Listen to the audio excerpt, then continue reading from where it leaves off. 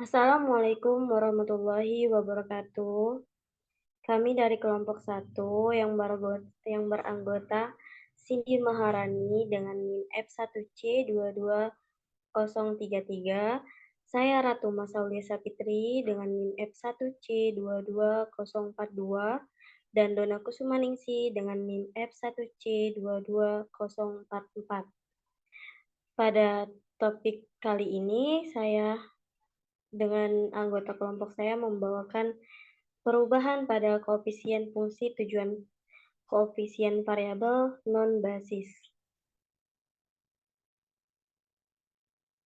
Pengertian analisis sensitivitas.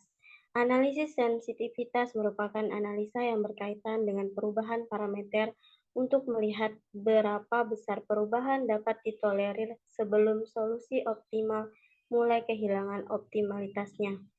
Jika suatu perubahan kecil dalam parameter menyebabkan perubahan drastis dalam solusi, maka dikatakan bahwa solusi adalah sensitif terhadap nilai parameter itu. Sebaliknya, jika perubahan parameter tidak mempunyai pengaruh besar terhadap solusi, maka dapat dikatakan solusi relatif intensif terhadap nilai parameter tersebut. Melalui analisis sensitivitas dapat dievaluasi pengaruh perubahan-perubahan parameter dengan sedikit tambahan perhitungan berdasarkan tabel simplex optimum.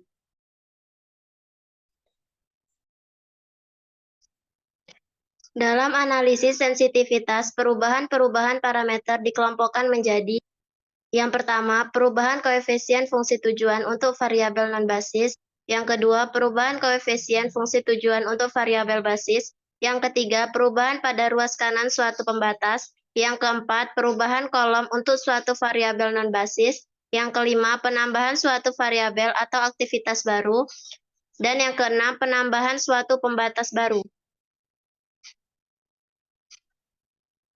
Analisis sensitivitas diperlukan untuk mengetahui sejauh mana pengaruh perubahan pada dua parameter input dalam program linear, yaitu nilai perubahan fungsi tujuan atau keuntungan maksimum dan ketersediaan sumber daya. Perubahan nilai koefisien fungsi tujuan jika masih dalam batas perubahan akan menjamin tidak adanya perubahan pada solusi optimal.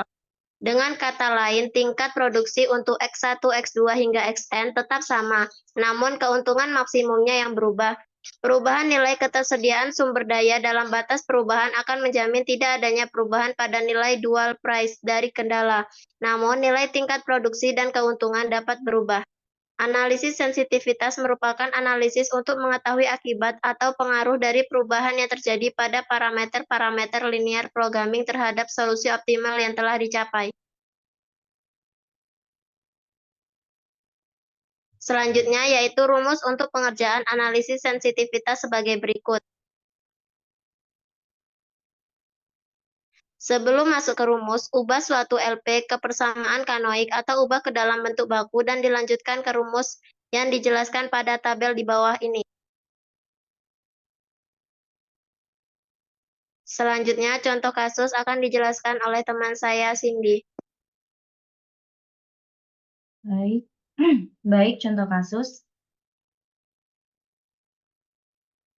Toko kue Ningrina mempunyai 48 kilo terigu, 20 kilo telur, 8 kilo gula. Ia akan membuat 3 macam kue isi dengan sebagai berikut. Yang pertama, kue isi nanas memerlukan 8 kilo terigu, 8 kilo telur, dan 2 kilo gula. Yang kedua, kue isi keju memerlukan 6 kilo terigu, 2 kilo telur, dan 1,5 kilo gula. Kue isi coklat memerlukan 1 kilo terigu, 1,5 telur, 0,5 kilo gula. Pendapatan dari ketiga macam kue itu yaitu senilai 60.000, 30.000, 20.000. Pertanyaannya, berapa jumlah kue masing-masing yang harus diproduksi agar pendapatan dapat maksimal?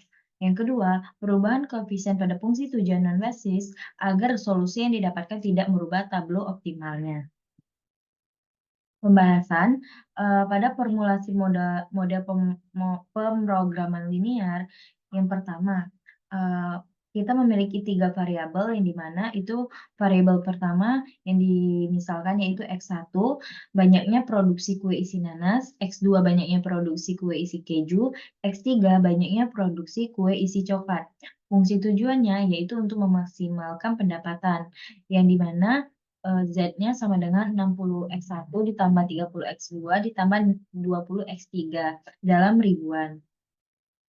Untuk fungsi kendalanya, 8X1 ditambah 6X2 ditambah X3 kecil dari sama dengan 48. 4X1 ditambah 2X2 ditambah 1,5X3 kecil dari sama dengan 20. 2X1 ditambah 1,5X2 ditambah 0,5X3 kecil dari sama dengan 8.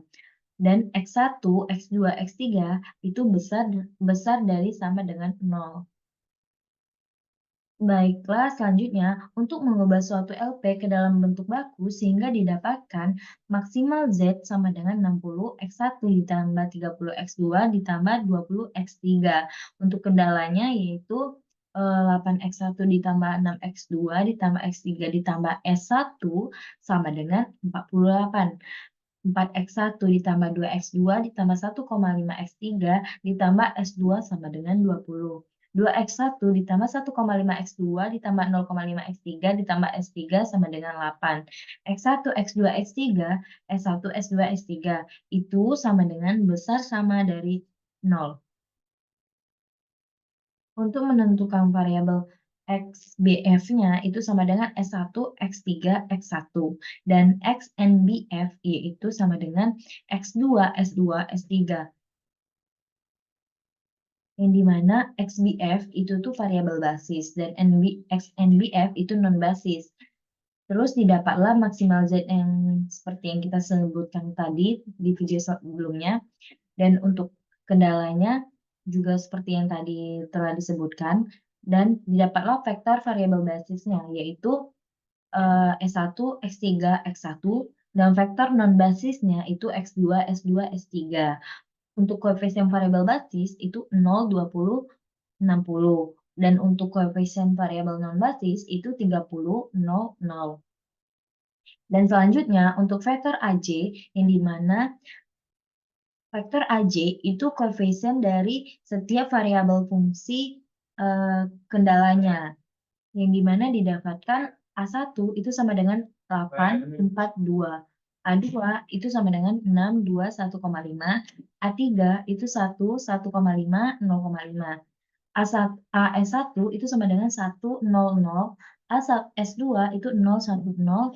AS3 itu 0, 0, 1. Untuk matriks B dan matriks N dan matriks ruas sisi kanan B itu bisa dilihat sebagai berikut di depan ini. Dan dicarilah B aksen min 1. B pangkat min 1-nya yaitu sebagai yang tertera di Zoom ini. Bisa dilihat, didapatlah R aksen 1-nya itu sama dengan R1 dikurang R aksen 2. R aksen 2 sama dengan 2/3 R2. R aksen 3-nya itu sama dengan R3 dikurang 1/2 R aksen 2. Dan sebagainya seperti yang ini. Selanjutnya, bisa dilihat pada tabel berikut ini yang telah dijelaskan oleh teman saya tadi, Dona, bahwa ini rumusnya ini. Dan didapatlah itu B pangkat min 1N-nya, yaitu didapatkan min 2, 2, min 8, min 2, 2, min 4, 1,25, min 0,5, 1,5, dan B pangkat min 1B-nya yaitu 282. 2482. Dan untuk CBFB pangkat min 1 AJ dikurang CJ-nya itu didapatkan 5, 10, 10. Dan CBFB pangkat min 1B-nya itu sama dengan didapatkan 280. Oke, baik. Ini berikut tabelnya yang dimana dari tabel ini kita dapat melihat pendapatan maksimum yang diperoleh yaitu senilai 280 dengan X1-nya yaitu 2 dan X3-nya itu 8.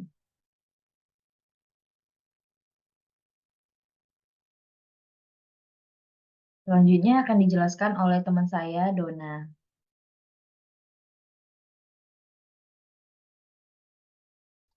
Mencari perubahan koefisien fungsi tujuan variabel non-basis. Kasus ini terjadi karena adanya perubahan, baik pada kontribusi keuntungan maupun pada kontribusi produksi dari kegiatan yang direpresentasikan oleh variabel non-basis. Pada soal di atas, satu-satunya variabel keputusan non-basis adalah X2. Saat ini, koefisien fungsi tujuan X2 adalah C2 sama dengan 30. Jika C2 berubah, bagaimana pengaruh terhadap solusi optimal? Harga-harga C2 manakah yang menyebabkan BV sama dengan S1, X3, X1 tetap optimal? Selanjutnya, kita tahu bahwa perubahan C2 dari 30 menjadi 30 plus A tidak mengubah harga B indeks dan B karena itu ruas kanan untuk label BV, yaitu B indeks B, tidak akan berubah sehingga BV tetap visiabel. Karena C2 adalah variabel non-basis, maka CBV juga tidak akan berubah. Satu-satunya variabel yang koefisien baris O-nya akan berubah karena perubahan C2 ini adalah X2. Selanjutnya akan dijelaskan oleh teman saya, Cindy.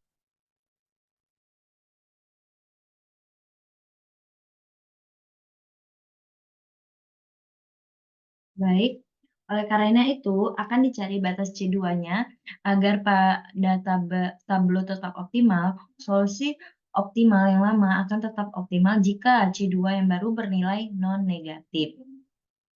Dan dicari C2 barunya, yaitu seperti yang tertera di layar, yang dimana didapatlah bahwa C barunya itu kecil dari sama dengan 35. Jadi, saat A itu kecil sama dengan dari 5 atau C baru kecil dari sama dengan 35, tablo lama akan tetap optimal. Atau untuk produksi X2 akan tetap disarankan untuk tidak diproduksi.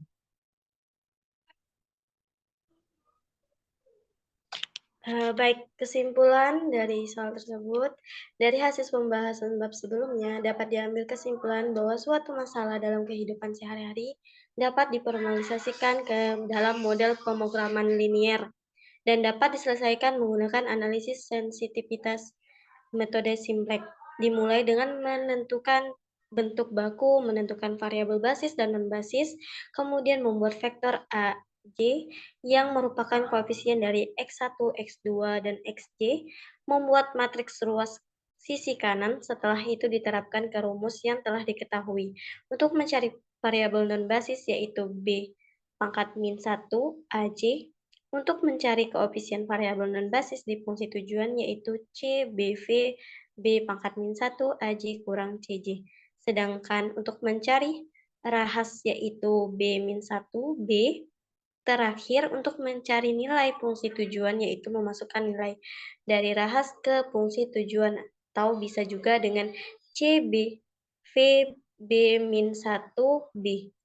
Hasil yang didapat dari masalah pemrograman linier di atas untuk produksi X1, kue isi nanas adalah 2, dan X3, kue isi coklat adalah 8, dengan pendapatan Z sama dengan 60 X1 ditambah 30 X2 ditambah 20 X3 sama dengan 280. Pada perubahan koefisien fungsi tujuan non-basis didapatkan C2 kecil dari sama dengan 35, artinya selama koefisien X2 kurang dari 35, maka tablok akan tetap optimal, tetapi jika lebih dari 35, maka tablok akan berubah. Baiklah, itulah dari